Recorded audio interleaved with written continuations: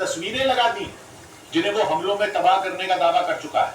Iran ने अपनी इसे बड़ी सफलता की तरह पेश किया क्योंकि ईरान के मुताबिक उसके ड्रोन ने अमेरिका के एयर डिफेंस सिस्टम को चकमा देते हुए उसके सबसे खास विमान को उड़ा दिया, जबकि वो विमान खुद एक निगरानी विमान और दुश्मन के बारे में अपनी फौज को जानकारी इकट्ठा करके देता था।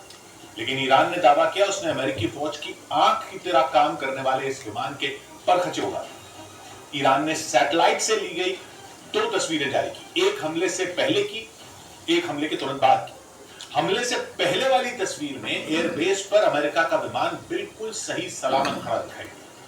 उसके आसपास भी सब कुछ बिल्कुल सामान्य और सही नजर आया। सेना की एक गाड़ी विमान के ठीक सामने खड़ी दिखाई दी, लेकिन ईरान ने जो दूसरी सैटेलाइट इमेज जारी की उसमें तबाही दिखाई।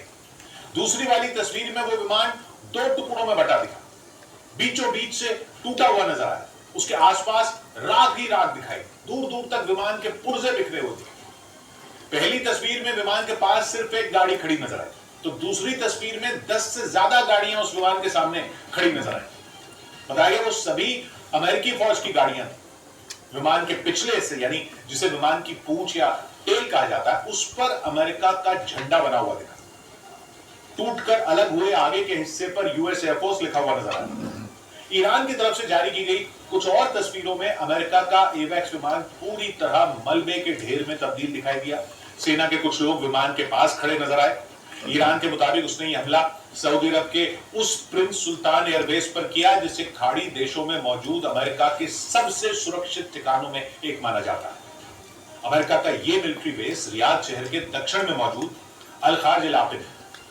ईरान की सीमा से इसकी दूरी करीब 600 किलोमीटर है, यानी 600 किलोमीटर दूर से ईरान ने अपने ड्रोन और मिसाइलें उड़ाकर हमले को अंजाम दिया। जबकि इस एयरबेस की सुरक्षा के लिए मजबूत एयर डिफेंस सिस्टम 24 घंटे निगरानी करते रहते हैं।